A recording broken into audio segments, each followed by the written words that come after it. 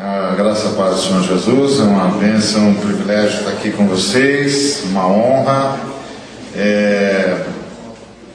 Não tenho nada para falar depois de tudo que a gente já ouviu e que vocês já ouviram, que eu não pude estar aqui. Não tem nada para falar, então vou falar muito pouco. Para mim é sempre uma honra estar com esse pessoal. É uma honra de longa data, porque eu me lembro quando o Stênio começou um grupo chamado Atos, e eu me lembro quando ele chegou para mim e disse assim: Ari, a gente queria que você desse uns estudos bíblicos lá. Eu fiquei pensando, esses caras aqui que eu tenho estudo bíblico. E que era o Atos era uma junção de talento que eu nunca mais vi.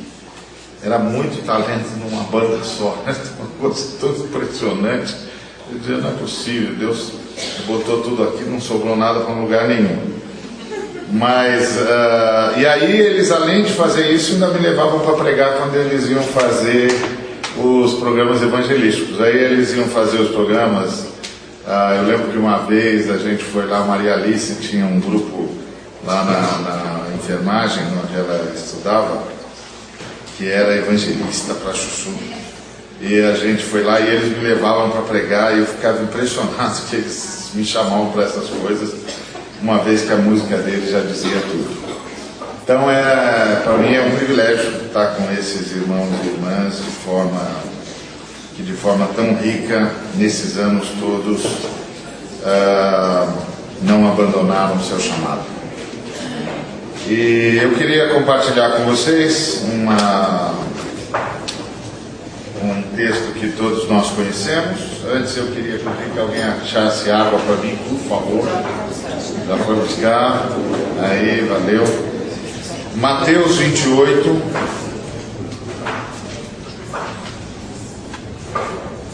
Mateus 28, todos nós conhecemos, a partir do versículo 18.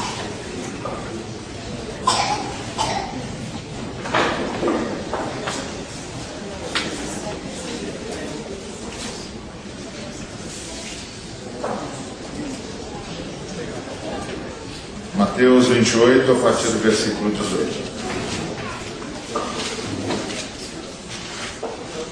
Diz assim: Jesus, aproximando-se, falou-lhes, dizendo: toda autoridade me foi dada do céu e na terra. Ide, portanto, fazei discípulos de todas as nações, batizando-os em nome do Pai, do Filho e do Espírito Santo, ensinando-os a guardar todas as coisas que vos tenho ordenado. Eis que estou convosco todos os dias, até a consumação dos séculos. Na linguagem de hoje, ficou assim, a partir do versículo 19. Portanto, vão a todos os povos do mundo e façam com que sejam meus seguidores, batizando esses seguidores em nome do Pai, do Filho e do Espírito Santo, e ensinando-os a obedecer a tudo que tenho ordenado a vocês. E lembrem-se disso, e lembrem disto, eu estou com vocês todos os dias até o fim dos tempos. E um outro texto que eu queria convidá-los a ler está lá em Apocalipse, capítulo 5,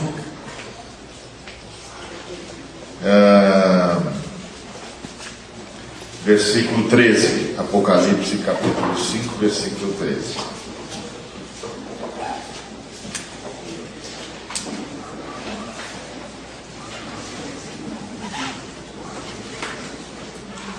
Então ouvi que toda criatura que há no céu, joia, agora ficou bom.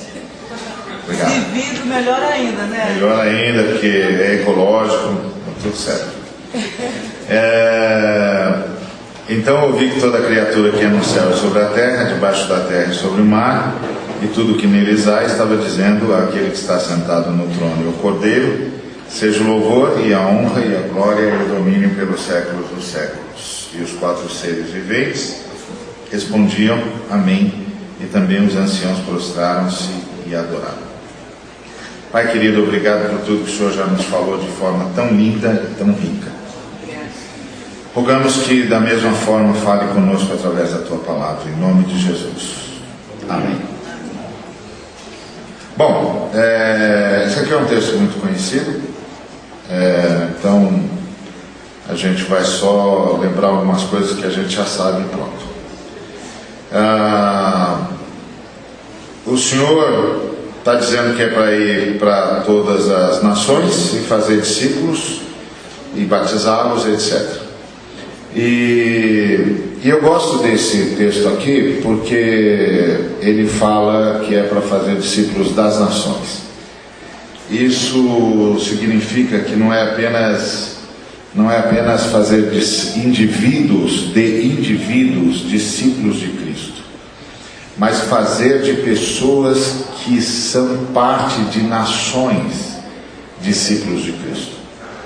Isso significa que o Senhor não está pedindo apenas que a gente faça desses indivíduos seus discípulos, mas que Deus está pedindo é que a gente busque essas pessoas na condição em que eles representam nações, e que ao se converterem, eles trazem consigo, eles promovem em si a conversão da sua nação a Jesus Cristo.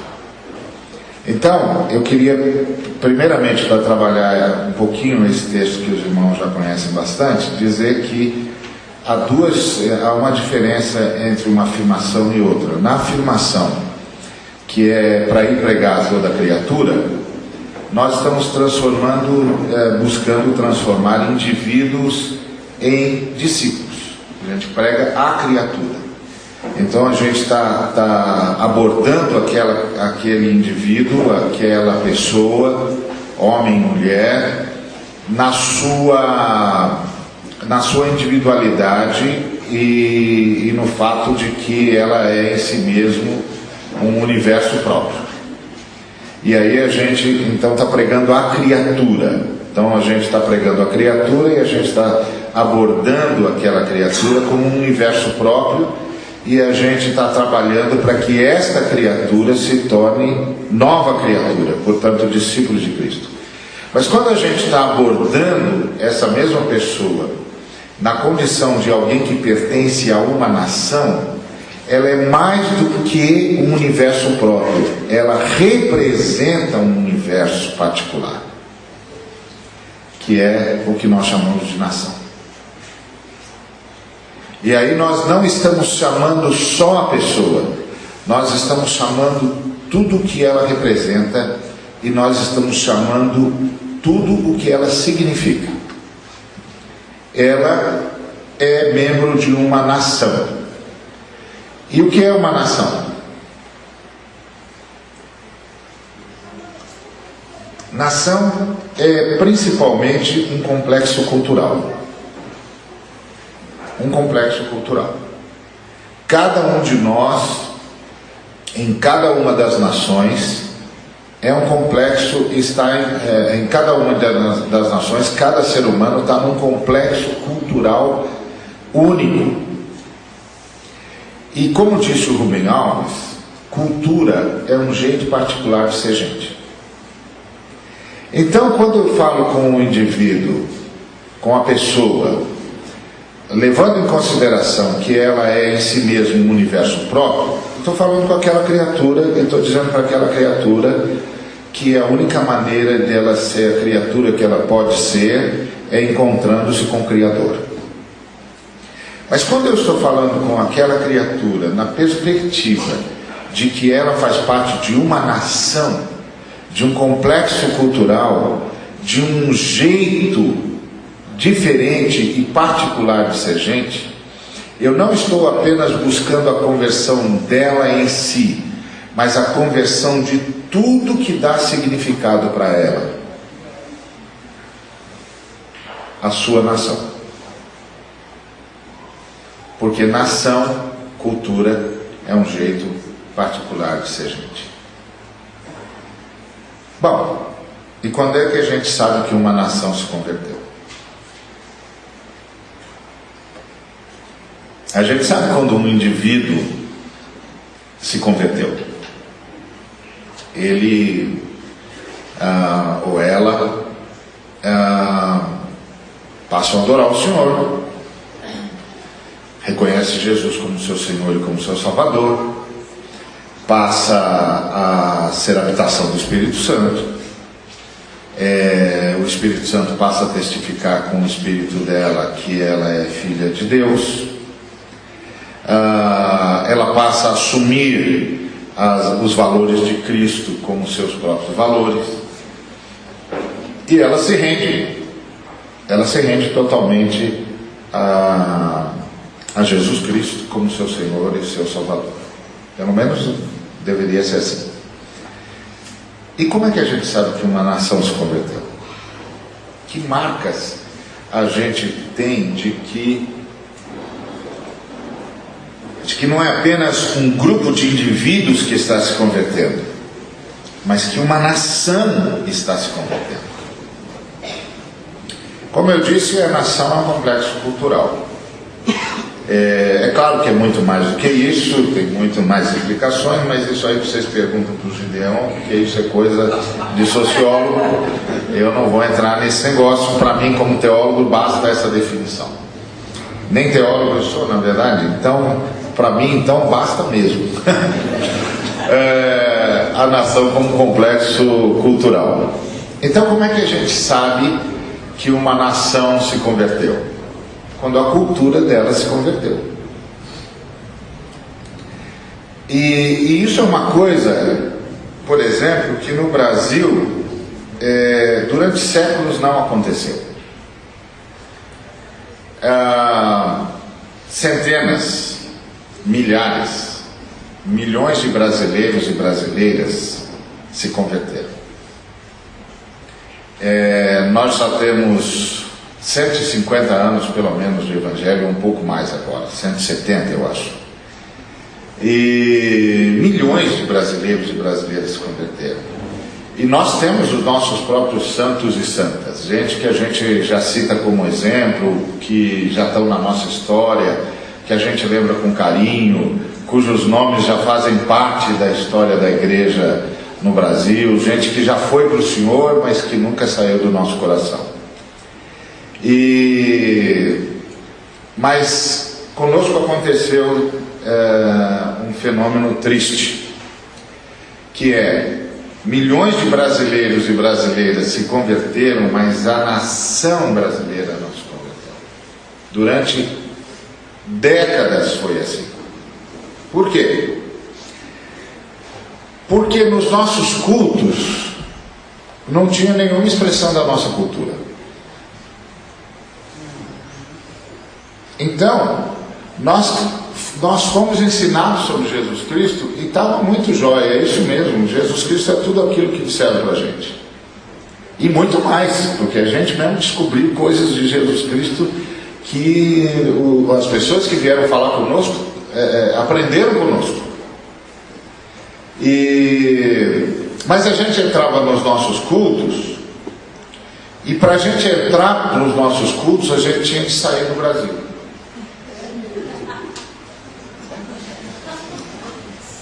E aí a gente sabia, todas as vezes que a gente ia para o culto, a gente ia ter que fazer sofrer uma metamorfose. Nós tínhamos de sair do Brasil. Primeiro a gente tinha de sair do Brasil porque a gente tinha de vestir terno e gravata. E o calor comendo solto, o sol mandando ver, e a gente de terno e gravata. Porque é assim que se adora a Deus. E tudo que a gente não queria é que a gente chegasse lá e Deus não gostasse do que a gente está fazendo e não aceitasse o nosso culto. Então o que a gente perguntava para as pessoas é: então como é que Deus quer? Deus quer com terno e gravata. Então, se Deus quer com terno e gravata, então vamos de terno e gravata, está certo. Depois a gente ia e cantava uns hinos bonitos, muito bonitos, com umas letras lindas. Mas a gente tinha de se esgoelar, porque aquelas músicas não eram nossas. Então a gente se esgoelava naquele negócio. E tinha que aprender, aquela música não era nossa. e as palavras tinham de ser um português castiço, porque, afinal de contas, Deus é um sujeito sério, não é? Embora o Silvestre disse que não, mas os missionários disseram que sim. Eles falaram pra gente, Deus é um cara sério. Então a gente cantava umas músicas que tinham umas letras bonitas. As letras eram muito bonitas, mas não eram nossas músicas. E a gente se esguelava, porque era num tom que não é nosso jeitão de cantar, não era muito acima da não. Era uma loucura, meu Deus do céu. E as mulheres tinham de ser soprano lírico, e a gente ficava pensando, mas é disso mesmo que Deus gosta? Mas eles disseram que Deus gosta, então nós estamos aqui para fazer a vontade de Deus, porque agora a gente é de Deus. Antes a gente era do diabo, mas agora a gente é de Deus. Então, assim, milhares de brasileiros se converteram, milhões de brasileiros se converteram, mas a nossa cultura não se convertia. Então, nossa nação não se convertia. Quando é que a gente sabe que uma nação se converteu?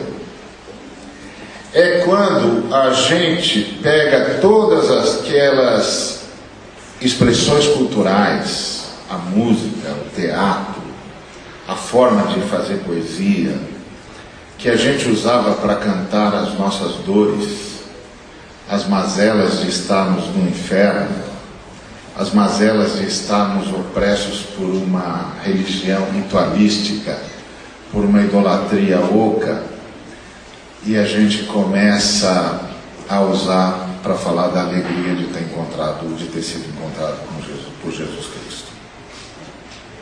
Aí a gente sabe que uma nação começou a se converter, porque agora nós estamos usando a nossa cultura para dizer para Deus que a melhor coisa que nos aconteceu foi ter sido achado por Ele. E quando a gente converte a nossa cultura, quando a gente passa a usar a nossa música, o nosso ritmo, a nossa forma de expressão, a nossa forma de fazer poesia, a nossa forma de falar, para dizer de Deus, a gente reconhece Deus na nossa cultura. Porque lá em Atos 14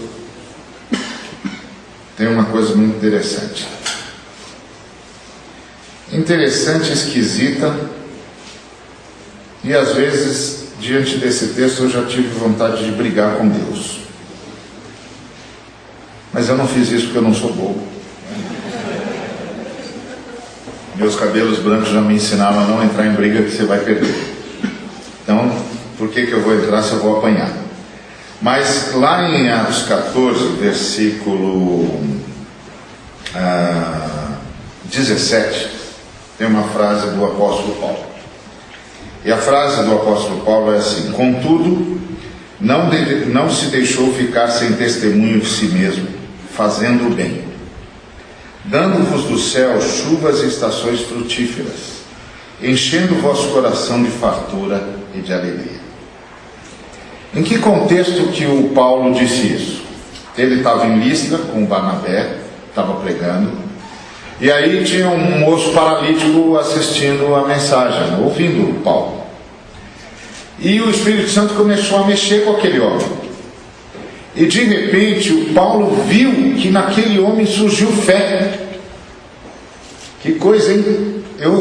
Essa é uma das coisas que eu sempre oro: Deus, me ajuda a ter esse dom do Paulo, que olha para um sujeito e diz: está surgindo fé naquele coração. Você sabe lá o que é isso?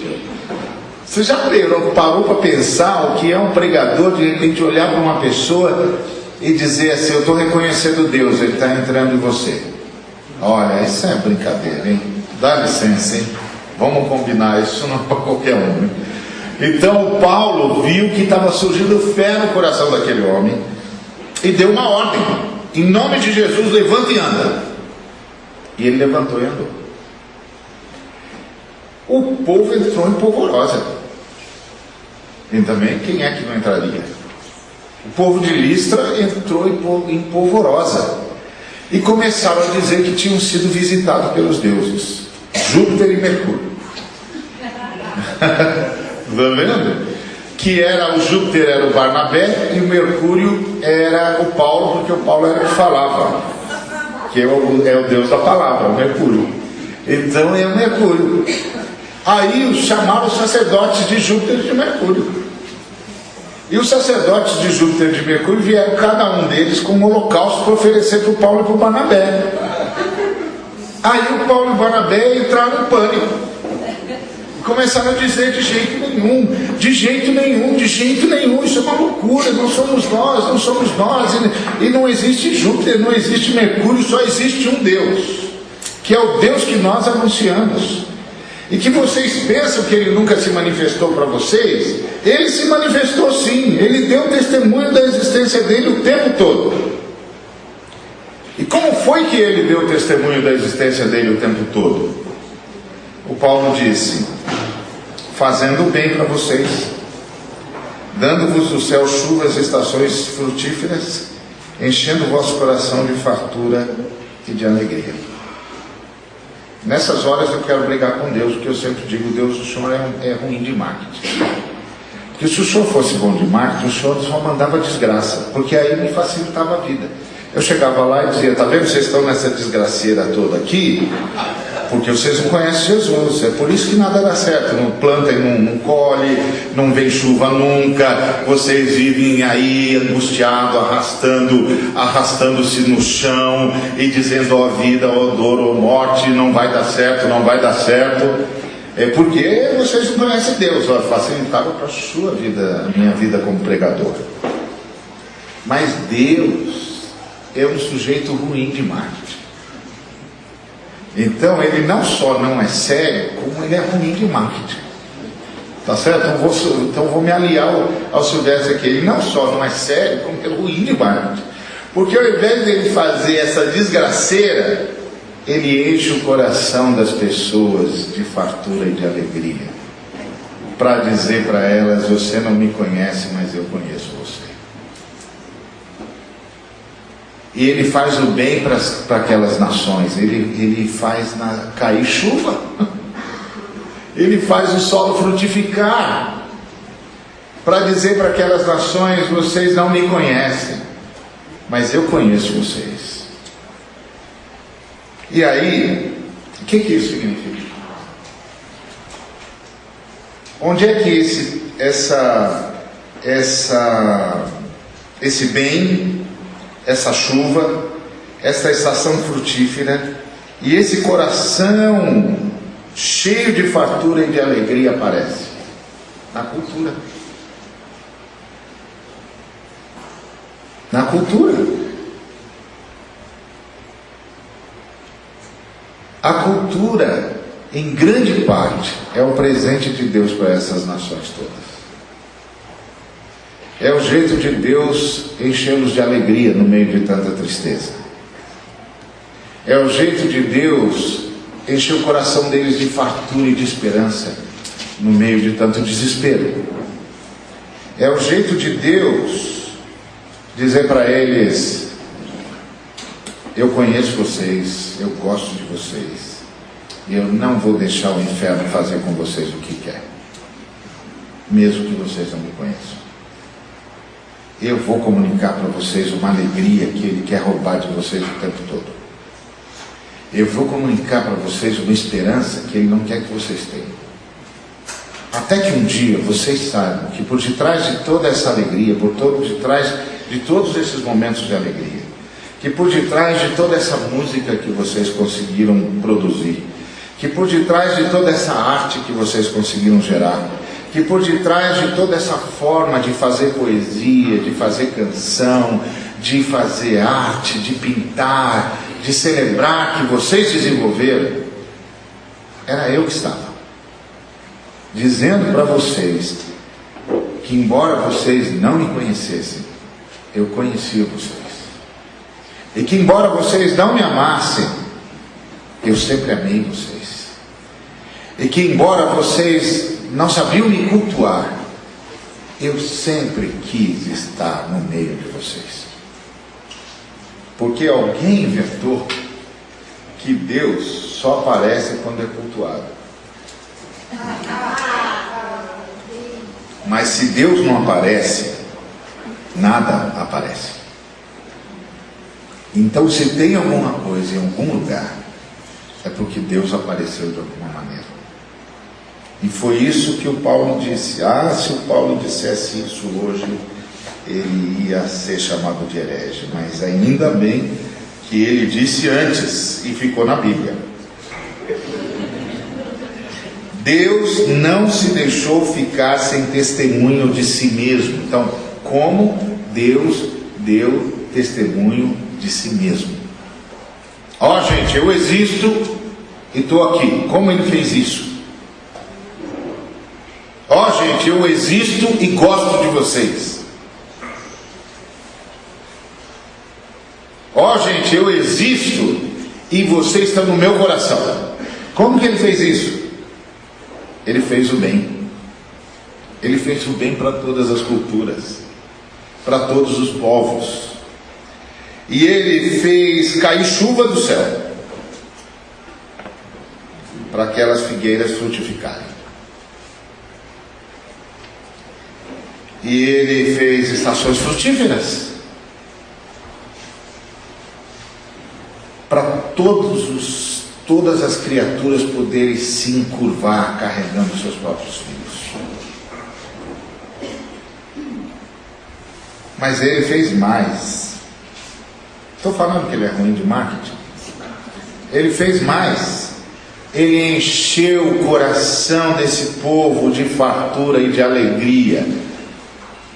Aí você diz, como é que o sujeito, você viu a alegria deles? Aí alguém diz, não, só tem alegria se o cara está no centro da vontade de Deus, etc, etc. E a gente diz, o problema todo, meu amigo, não é se nós estamos no centro da vontade de Deus, é se Deus colocou a gente no centro do coração dele.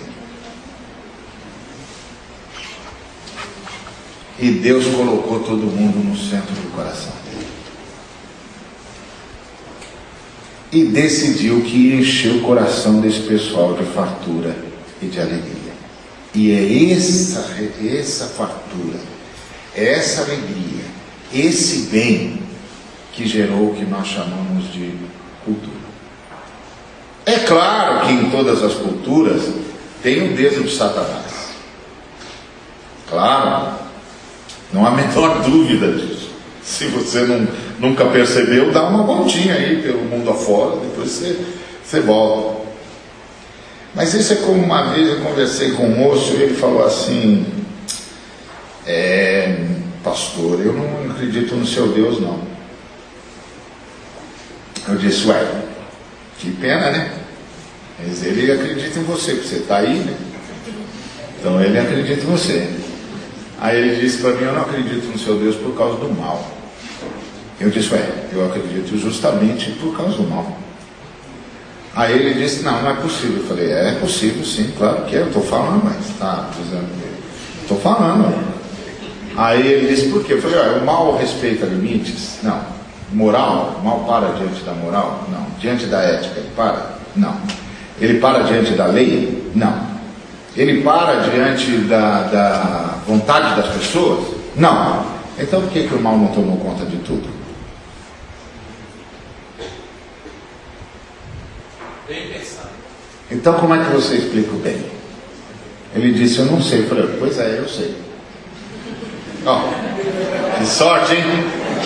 Deu sorte, você deu sorte, porque eu sei. Há um poder detendo o avanço do mal no universo. A Bíblia diz que esse poder é uma pessoa.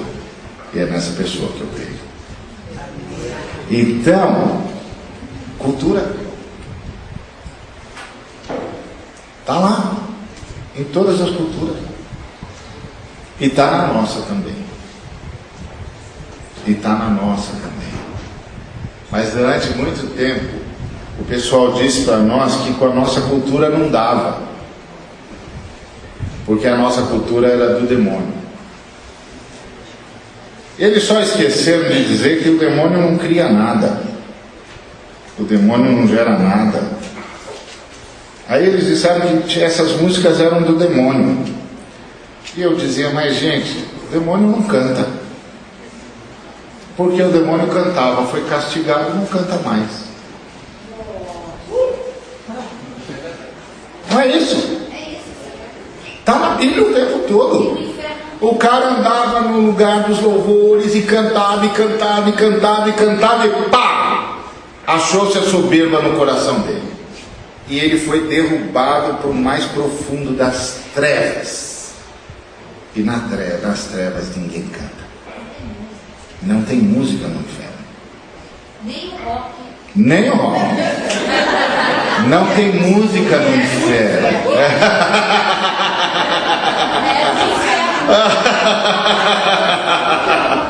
Então, quando o cara não pode mais cantar, ele tenta roubar todas as músicas. Ele tenta fazer com que todas as músicas cantem para ele, porque ele não pode mais cantar e não vai cantar nunca mais por toda a eternidade, porque ele rompeu com o Altíssimo. Ele não quis mais a luz.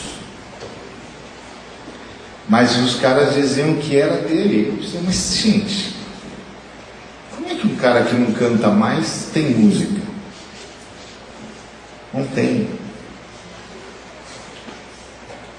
A música, a arte, a forma de fazer poesia,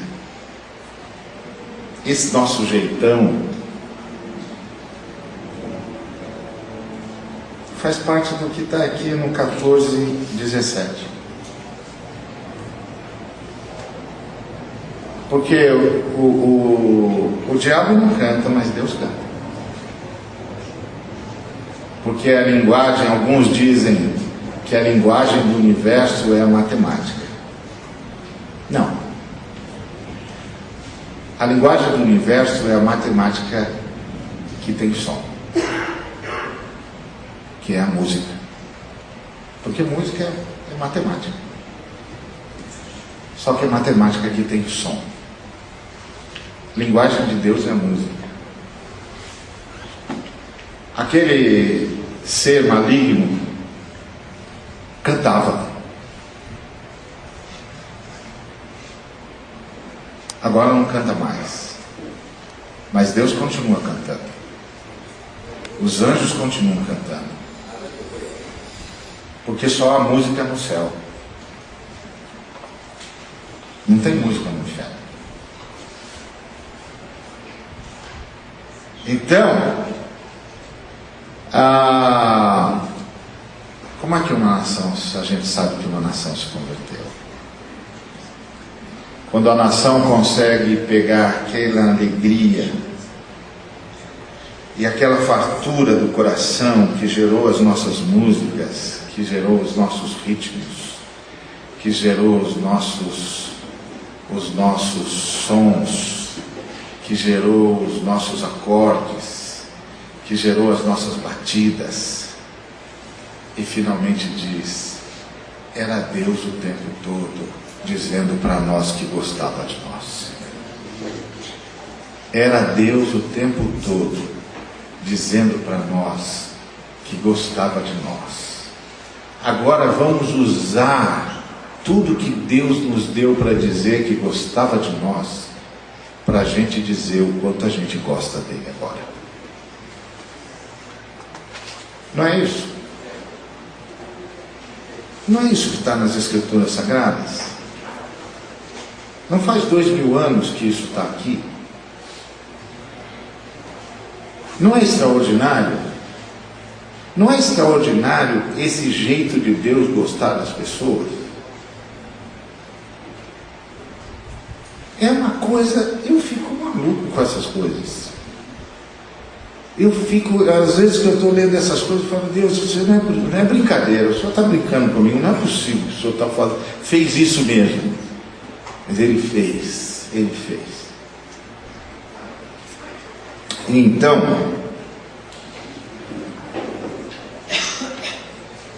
a gente vai lá para o Apocalipse 5.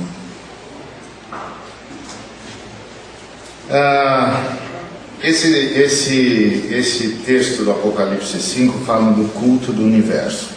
Mas não se assuste, eu não vou entrar nisso aqui, porque senão vou ter de fazer uma outra pregação aqui e já tá bom, né? Mas ele fala de como Jesus Cristo restaurou o culto. E porque ele fala que não era que ninguém podia pegar o livro que estava na mão daquele que estava no trono, e tinha um anjo leão de chácara dizendo: aqui por mim ninguém passa. E que não tem ninguém que pode nem olhar para o livro, quanto mais pegar no livro. Ó, dá licença, aqui ninguém passa. Mas aí veio o cordeiro, que o ancião chamou de leão. Então não sei se o ancião não sabe a diferença entre leão e cordeiro, ou se o João é que não sabe a diferença entre cordeiro e leão. Mas o fato é que o ancião falou: eis aí o cordeiro, eis aí o leão, e o João olhou e viu o cordeiro. Talvez signifique que os céus olhem para Jesus e vejam um leão e a gente só consiga ver um cordeiro mesmo. Então é melhor imitar o cordeiro do que tentar ser igual ao leão. Então,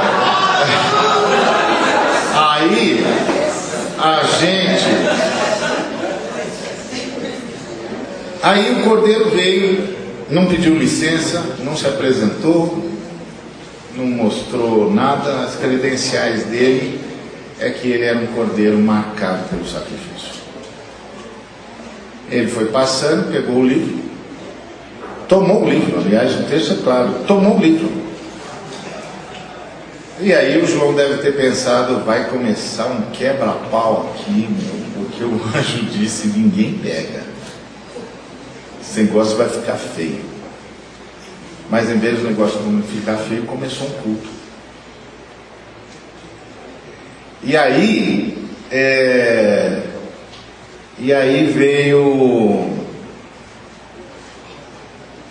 os anciãos, ao invés de protestarem, se ajoelharam. E os seres viventes também se ajoelharam. E olha que os anciãos cuidam da justiça de Deus e os seres viventes da honra de Deus. Eles se ajoelharam. Eles disseram: não, o senhor é digno de pegar o livro e de abrir o selo.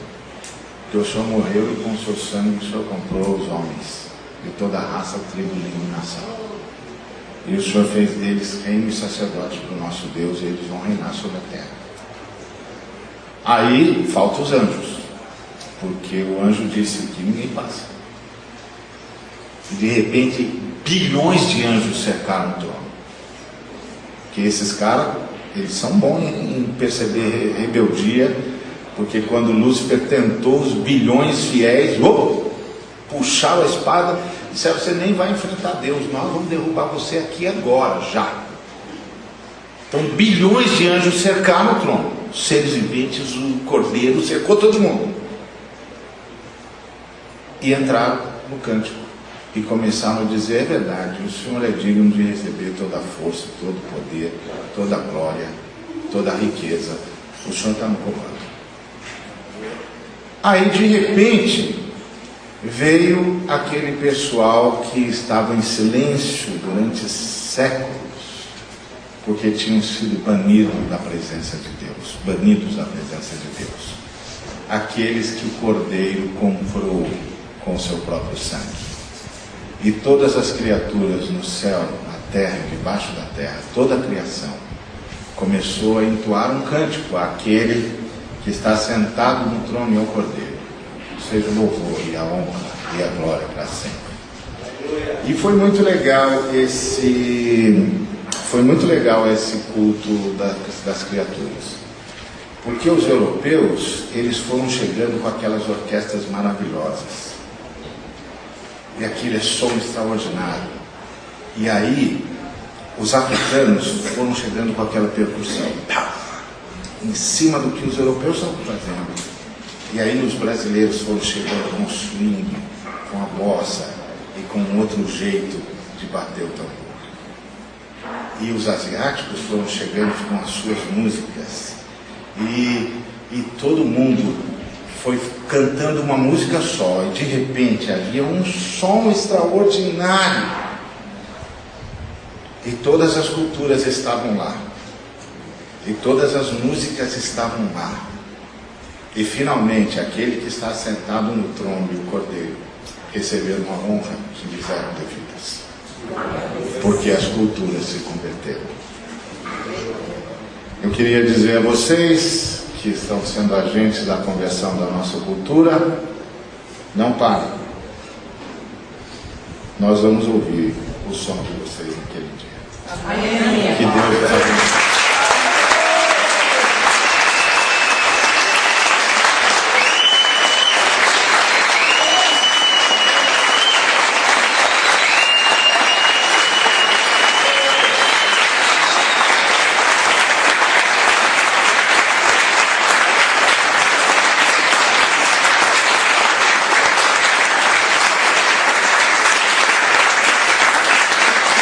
Pode aplaudir, porque essa é do Cordeiro. Amém.